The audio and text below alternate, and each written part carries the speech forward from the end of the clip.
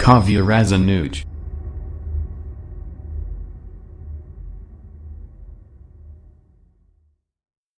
तो हेलो दोस्तों, मैं अनुज और आज आप सबके लिए लाया हूँ अभिव्यक्ति और माध्यम का फर्स्ट वीडियो, पत्रकारीय लेखन के विभिन्न स्वरूप और लेखन प्रक्रिया। तो मुझे उम्मीद है क्योंकि पेपर सब्जेक्टिव होने वाला है तो उसके साथ ही साथ आपको परिभाषा लिखने को आएगा। तो मैं आपको बहुत ही आसान सरल तरीक़ों से सरल शब्दों में परिभाषा बताऊंगा, जिससे कि आप अभिव्यक्ति माध्यम से अपना एक भी नंबर ना कटवा सकें। तो सुने, तो आज पहले स्टार्ट करते हैं हम। पहला जो लेक्चर है, पत्रकारीय लेखन के विभिन्न स्वरूप और लेखन प्रक्रिया। तो सबसे पहले ये प्रश्न उठता है कि पत्रकारीय लेखन आखिर होता क्या है, क्या ज़रूरत पड़ती है पत्रकारीय लेखन की। तो सुने, पत्रकारीय लेखन के अंतर्गत अखबार या अन्य समाचार माध्यम के द्वारा पाठकों, दर्शकों, श्रोताओं और लोगों को सूचना देना, शिक्षित करना व इसके साथ ही साथ मनोरंजन कराना आदि का लेखन ही पत्रकारीय लेखन है। मतलब लोगों को किसी भी सूचना द्वारा सूचित करना, शिक्षित करना, उनका मनोरंजन करना, ये पत्रकारीय लेखन के अंतर्गत आता है। यानी पत्रकार 3 प्रकार के होते हैं। पहला है इसमें पूर्णकालिक पत्रकार, नियमित वेतनभोगी पत्रकार जो किसी समाचार संगठन में कार्य करता है, वो पूर्णकालिक पत्रकार होता है। मतलब पूर्णकालिक पत्रकार रेगुलर उसका काम होगा, परमानेंट काम होगा और उसको समय पर उसका वेतन दिया जाएगा। जो कर्मचारी होता है किसी भी संचार समाचार संगठन का, वो पूर्णकालिक पत्रकार होता है। दूसरा इसमें होता है अंशकालिक पत्रकार, या इसको इंग्लिश में कहते हैं स्ट्रिंगर। किसी भी समाचार संगठन के लिए एक निश्चित मानदेय पर काम करता है, वह लिखता है, अंशकालिक पत्रकार होता है। मतलब एजा संविदा पर रखना या लिखवाने के लिए कुछ निश्चित समय के लिए रखना, उसको पैसे देना, वो अंशकालिक थोड़े से समय के लिए होता है। तीसरा होता है फ्रीलांसर पत्रकार, ऐसा पत्रकार जिसका संबंध किसी खास अखबार से नहीं होता, बल्कि भुगतान के आधार पर यानी पैसों के आधार पर वह विभिन्न प्रकार यानी कई अखबारों के लिए लिखता है, वो फ्रीलांसर पत्रकार होता है। मतलब उसको आज़ादी होती है, पैसों के आधार पर जहाँ जिस ज़्यादा पैसे मिलेंगे उसके लिए लिख सकता है। तो आगे चल चाहिए आखिर पत्रकारीय लेखन में कौन कौन सी विशेषताएं हों। तो पहला है इसमें भाषा सरल, सहज, सुगम होनी चाहिए। मतलब आपकी भाषा ऐसी होनी चाहिए जिसको आम नागरिक आराम से समझ सके। दूसरा है अलंकारिक संस्कृतनिष्ठ भाषा शैली नहीं होनी चाहिए। आपकी भाषा गूढ़ यानी कठिन नहीं होनी चाहिए, संस्कृत के शब्द नहीं होने चाहिए जिससे कि सभी जो जनता होती है वो पढ़े लिखे सभी नहीं होते हैं, इसलिए वो आसानी से समझ सकें। तीसरा है आम बोलचाल के शब्द व भाषा होनी चाहिए। आपका जो समाचार लेखन है वो आम भाषा में होना चाहिए, जो गांव में भाषा होती है लोग समझ सकें। तीसरा है बड़े बड़े वाक्य नहीं होने चाहिए, छोटे छोटे वाक्यों में अपनी बात को कहना चाहिए। और इसमें अगला है गैर जरूरी विशेषणों या उनको कहता है जार्गन्स जो कम लोग जानते हैं। क्लीशे यानी दोहराव, किसी भी वाक्य का दोहराव नहीं होना चाहिए, कोई भी विशेषण नहीं होने चाहिए। और भाषा बोझिल यानी उसको सुनकर आपको बोरिंग न लगे उसको पढ़कर, ऐसी आपकी पत्रकार लेखन की, समाचार लेखन की भाषा होनी चाहिए। तो समाचार जो है वो कैसे लिखा जाता है, यानी समाचार लेखन की प्रक्रिया क्या है।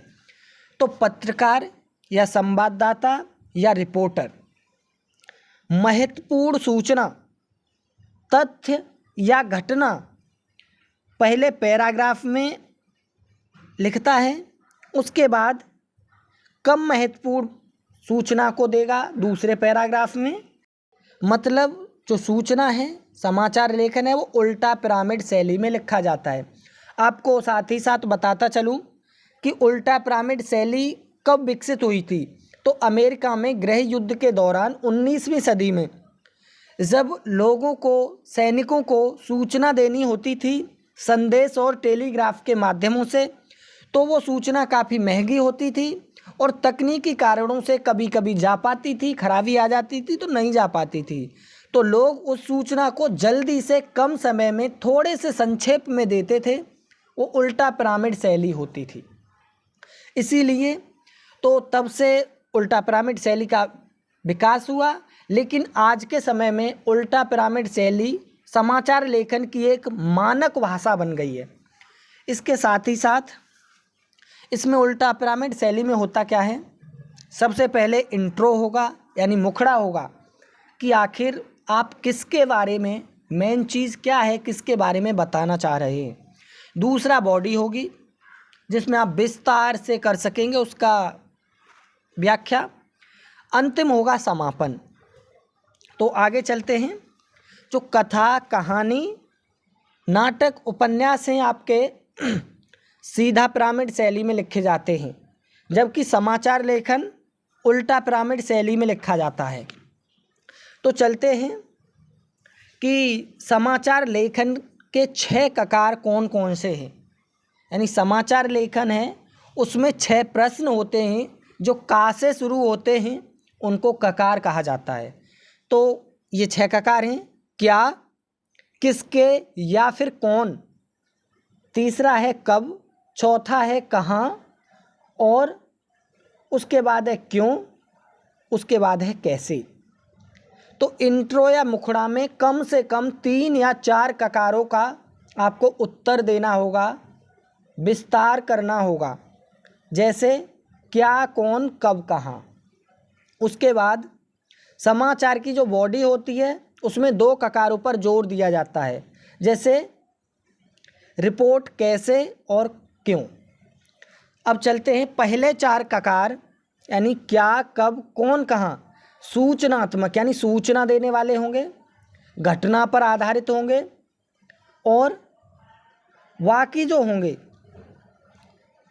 कैसे और क्यों वो विवरणात्मक यानी उसका विवरण देना होगा कि ये घटना क्यों घटी, कैसे घटी, क्या थी। उसके बाद व्याख्यात्मक होंगे, उसकी व्याख्या करेंगे, विस्तार से लिखेंगे, और विश्लेषणात्मक होंगे यानी उस घटना को घटने का कारण क्या था, उसका क्या प्रभाव पड़ा, उसका समाधान क्या है। तो ये आपका बाकी 2 ककारों में आता है। इसके साथ ही साथ जानकारी जहाँ से प्राप्त होती है उसका भी जिक्र करना बहुत आवश्यक है समाचार लेखन में, क्योंकि आपको जो सूचना मिली है उसका स्रोत क्या है वो भी आपको मेंशन करना होगा। जैसे आपने समाचार पढ़े होंगे तो उसमें लिखा आता है संपर्क सूत्र, जिसको शॉर्ट में लिखते हैं संसु। तो जैसे कि रिपोर्टरों से, जैसे कि आम जनता से, जैसे कि किसी विभाग से, जैसे कि किसी कंपनी से, तो आपको वो जानकारी लिखनी ही होगी। इसके साथ में चलते हैं जो यानी फीचर लेखन।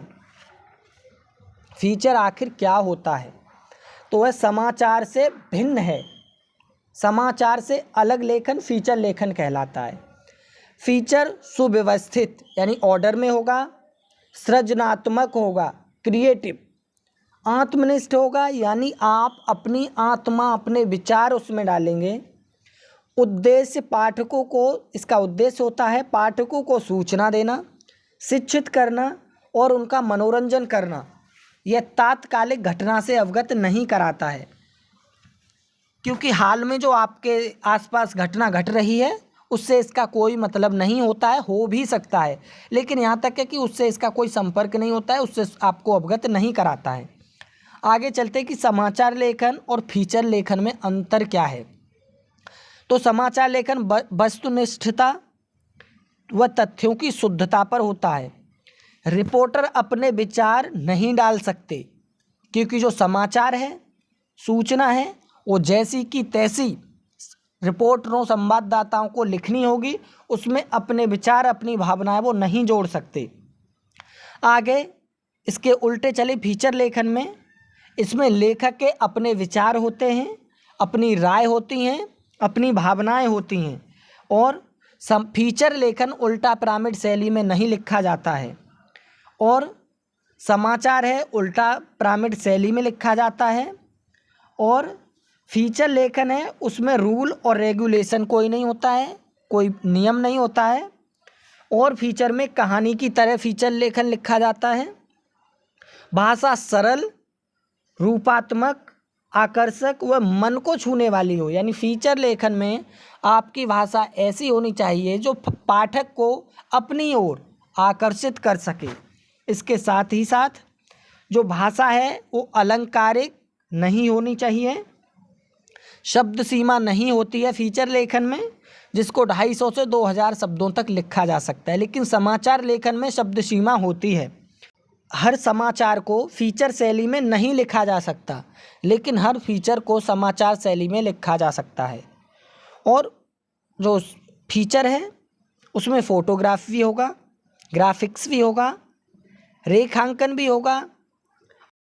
इसके बाद अपने चलते हैं कि फीचर आखिर कैसे लिखें, फीचर लेखन की विशेषताएं क्या हैं। तो सबसे पहली है उसमें सजीवता लाने के लिए, फीचर में सजीवता लाने के लिए उस विषय से जुड़े लोगों यानी कि पात्रों की मौजूदगी ज़रूरी है। आप जो भी फीचर लिखना चाहते हैं उसमें जो कैरेक्टर हैं, जो पात्र हैं, उनके नाम, उनकी अभिव्यक्ति बहुत ज़रूरी है, यानी उनके जो बोल हैं वो उनके द्वारा ही कहलवाए जाएं तो फीचर में सजीवता आ सकती है। इसके साथ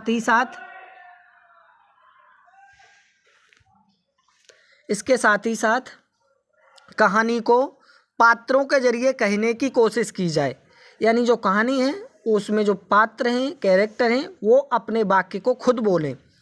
पात्रों के माध्यम से उस विषय के विभिन्न पहलुओं को सामने लाया जाए। और जो फीचर लेखन का अंदाज है, कहने का अंदाज है और बोलने का, बताने का है कि ऐसा होना चाहिए कि जो पाठक को महसूस करे कि वो खुद उसको सुन रहा है, कि आप जब वो आपका फीचर पढ़े तो उसको ऐसा लगे वो पढ़ नहीं रहा है, पात्रों के मुँह से यानी कैरेक्टर के मुँह से उस कथा को सुन रहा है। फीचर को मनोरंजन व सृजनात्मक होना चाहिए। जो आपका फीचर है वो लोगों का एंटरटेनमेंट करे, मनोरंजन करे और क्रिएटिव होना चाहिए, कुछ सीख होनी चाहिए। संसद या कानून की तरह नहीं होना चाहिए कि बहुत बोरिंग सा उसमें नियम कानून आप लागू करें, तो वो फीचर लेखन में नहीं होना चाहिए। इसके साथ ही साथ भाषा बोझिल नहीं होनी चाहिए। इसके साथ साथ शोध रिपोर्ट की तरह भी नहीं होना चाहिए कि जैसे आप किसी चीज़ का है ना कोई पेज पब्लिश करा रहे हो, कोई रिपोर्ट पब्लिश करा रहे हैं, तो शोध रिपोर्ट नहीं होनी चाहिए। तथ्यों की सूचनाओं, विचारों पर आधारित होना चाहिए, जैसे कथात्मक व विश्लेषण होता है। कोई ना कोई थीम होनी चाहिए, जो आप लिख रहे हैं फीचर उसकी कोई ना कोई थीम होनी चाहिए, यानी जो थीम है आपकी उस थीम से आपके तथ्य, विचार और सूचनाएं जुड़े होने चाहिए। फीचर लेखन के कुछ उदाहरण हैं कि आखिर फीचर क्या क्या होता है, तो किस किस पर लिखा जाता है। समाचार बैकग्राउंड यानी समाचार बैकग्राउंड, खोजपरक फीचर, साक्षात्कार फीचर, जीवन शैली फीचर, रूपात्मक फीचर, व्यक्ति चित्र फीचर, यात्रा फीचर, विशेष रुचि के फीचर होते हैं। तो सबसे पहले इसको प्रारंभ आपको फीचर करना चाहिए लिखने के लिए रोचक, आकर्षक और प्रभावी, उत्सुकतापूर्ण शब्दों से। यानी आपका जो फीचर है वो ऐसा होना चाहिए कि आखिर रीडर, पाठक है, उसमें जानने की इच्छा हो कि आखिर इस फीचर में क्या है। उसके बाद मध्य व अंत समानता व समग्रता में देखना चाहिए। इसके साथ ही साथ चलता है किसी व्यक्ति के बारे में। जैसे आपको फीचर लिखना है किसी व्यक्ति के बारे में, तो सबसे पहले घटना का उल्लेख होना चाहिए, जिससे वो घटना उनके जीवन से जुड़ी होनी चाहिए, उसके जीवन की दिशा बदल दी हो। शुरुआत उसकी उपलब्धियों से होनी चाहिए और उसके साथ ही साथ उसके जीवन के संघर्षों की ओर मुड़ना चाहिए, और उसके साथ साथ आखिरी हिस्से में उसका भविष्य, योजनाएं पर फोकस करना चाहिए। प्रवाह तथा गति बनाए रखने के लिए पैराग्राफ छोटे होने चाहिए, यानी जो आपका फीचर है उसमें इंटरेस्ट यानी पाठक की रुचि के लिए आप छोटे छोटे पैराग्राफ में लिख सकते हैं। शब्द छोटे छोटे, वाक्य छोटे छोटे होने चाहिए। उसके साथ ही साथ अगला आता है आपका तीसरा, रिपोर्ट कैसे लिखें, यानी रिपोर्ट। तो है रिपोर्ट क्या है? गहरी छानबीन, विश्लेषण और व्याख्या के साथ किसी घटना पर, समस्या या मुद्दे पर गहरी छानबीन की जाती है तथा उसके नतीजे, प्रभाव व कारणों को स्पष्ट किया जाता है, वो रिपोर्ट होता है। जैसे आपने रिपोर्ट पढ़ी होंगी, बहुत सारी आती हैं अखबारों में, और भी बहुत सारे लेखकों की आपने रिपोर्ट पढ़ी होंगी।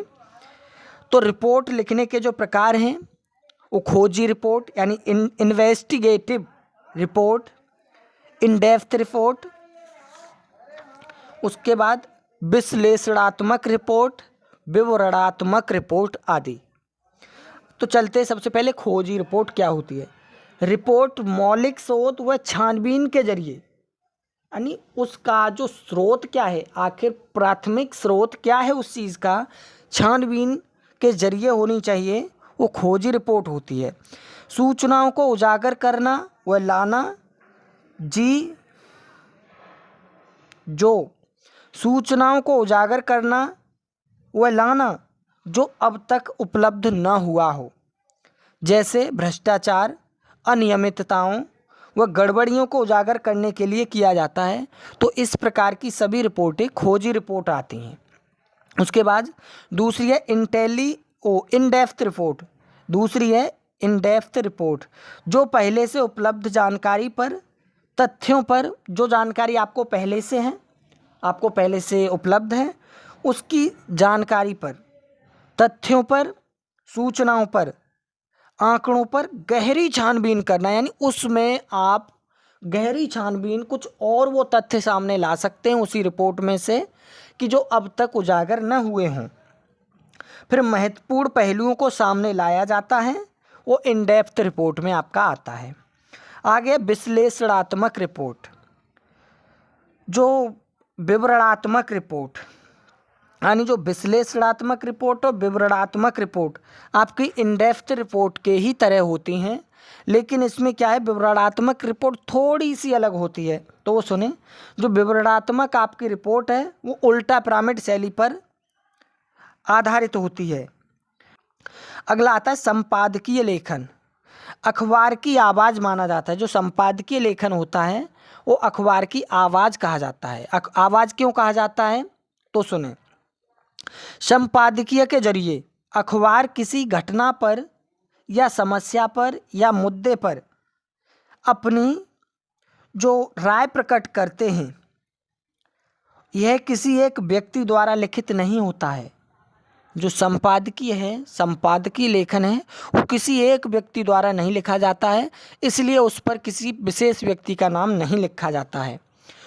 तो उस पर किसी का नाम नहीं लिखा जाता है। इसको विशेष तौर पर संपादक और उसके सहयोगी संपादक इसको लिखते हैं, और इसके साथ ही साथ आमतौर पर इसको सहायक संपादक लिखते हैं, लेकिन इसको कोई भी बाहर का लेखक संपादकीय नहीं लिख सकता है।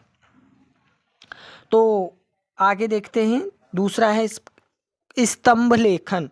कि स्तंभ लेखन क्या होता है। इसको आम लेखक लिख सकता है, कोई इसमें बाउंडेशन नहीं है कि स्तंभ लेखन कौन लिखेगा, इसको कोई भी लेखक लिख सकता है। तो विचारपरक लेखन, किसी लेखक को उसके विशेष विचारिक रुझान के लिए जाने जाते हैं। यानी जो बहुत सारे लेखक होते हैं वो अपना विशेष सबसे अलग हटके लिखते हैं, तो उसके लिए ही जाने जाते हैं। उनकी अपनी एक लेखन शैली होती है, उनका अपना एक लिखने का तरीका होता है। इस प्रकार अखबार लेखकों को, विशेष लेखकों को एक निश्चित नियमित स्पेस यानी कॉलम दे देता है कि आप अपना लेख लिखिए, आपका लेख अखबार में प्रतिदिन प्रकाशित किया जाएगा। तो दे देते हैं। लेखक को पूरी छूट होती है कि किसी भी विषय पर अपने विचार प्रकट कर सकता है। स्तंभ लेखक के नाम से जाने जाते हैं। जो स्तंभ होता है वो लेखक के नाम से जाना जाता है। जैसे आपने दैनिक जागरण में पढ़ा होगा, कोई तिवारी हैं, वो लिखते हैं, बहुत अच्छा लिखते हैं, काव्य टाइप में। उसके बाद आता है संपादक के नाम पत्र। अगला जो प्रकार है संपादक के नाम पत्र। इसका जो पाठक का स्तंभ होता है, इसमें जो रीडर्स होते हैं, पाठक वर्ग होता है, वो लिखता है, वो अपने सुझाव देता है। तो देखते हैं, संपादकीय पृष्ठ पर पत्रिकाओं की शुरुआत में संपादक के नाम पाठकों के पत्र भी प्रकाशित होते हैं। सभी अखबारों में यह एक स्थायी स्तंभ होता है, यानी जो सभी अखबारों में संपादक के नाम पत्र स्थायी होता है, हमेशा आता है, उसको हटाया नहीं जा सकता। पाठक विभिन्न मुद्दों पर अपनी राय व अन्य समस्याओं को भी उठाते हैं, जनमत को प्रतिबिंबित करता है। नए लेखक को लेखन की शुरुआत करना व साथ साथ हाथ मांजना भी सिखाता है। जो संपादक के नाम पत्र है वो नए लेखकों को लेखन में लाने के लिए विशेषकर है। इसके साथ ही साथ अगला आता है लेख। सभी अखबार व संपादकीय पृष्ठ पर समसामयिक मुद्दों पर वरिष्ठ पत्रकारों और उन विषयों के विशेषज्ञों के लेख प्रकाशित करते हैं। किसी विषयों पर मुद्दों पर विस्तार से चर्चा की जाती है। लेखन के विशेष विचारों को प्रमुखता दी जाती है। लेकिन ये विचार तथ्य व सूचनाओं पर आधारित होते हैं। विशेष जानकारी तर्कों के साथ विशेष तैयारी होना जरूरी है। यानी लेख लिखने के लिए आपको जानकारी होना तो ज़रूरी है, लेकिन उसके साथ में उसको लिखने की तैयारी होना भी बहुत ज़रूरी है। और यह भी याद होना चाहिए कि और लेखकों के विचार क्या हैं, जो आप लिखना चाह रहे हैं उस लेख में, उस मत पर, उस विषय पर अन्य लेखकों के क्या विचार हैं। तो शुरुआत आप उन विषयों से कर सकते हैं जिन पर आपकी गहरी पकड़ होनी चाहिए। अगला आता है, अंतिम आता है साक्षात्कार और इंटरव्यू। तो समाचार माध्यमों में साक्षात्कार का बहुत महत्व है, क्योंकि आजकल आपने टीवी पर देखा होगा, जो पत्रकार होता है वो माइक से आम जनता को पूछता है कि आपको क्या समस्या है, तो वो एक प्रकार का साक्षात्कार ही होता है। तो पत्रकार एक तरह से साक्षात्कार के जरिए ही समाचार या फीचर, विशेष रिपोर्ट व अन्य कई तरह के पत्रकारी लेखन के लिए कच्चा माल इकट्ठा करते हैं। यानी आम जनता से साक्षात्कार के जरिए ही वो सूचना लेते हैं, आम जनता से, किसी कंपनी के मैनेजर मालिक से, किसी अन्य विभाग के अफसर से, अधिकारी से। उसके साथ ही पत्रकारीय लेखन, साक्षात्कार और सामान्य बातचीत में यह फ़र्क है कि साक्षात्कार में पत्रकार अन्य व्यक्ति से प्रश्न करता है, उसकी राय, विचार तथा भावनाएं जानने का प्रयास करता है। एक सफल साक्षात्कार के लिए आपके पास ज्ञान के साथ साथ, यानी ये आपको विशेष याद होना चाहिए कि एक सफल साक्षात्कार देने के लिए आपके पास क्या क्या होना बहुत ज़रूरी है। तो होना चाहिए आपको संवेदनशील, कूटनीति, यानी आपके विचार सबसे अलग हटके होने चाहिए। आपके पास धैर्य होना चाहिए, यानी सुनने का और बोलने का। दूसरा, आपके पास इसके साथ ही साथ साहस भी होना चाहिए, ना कि आप अपनी बात रखते समय डर रहे हैं, कांप रहे हैं। जैसे गुण होना अनिवार्य है।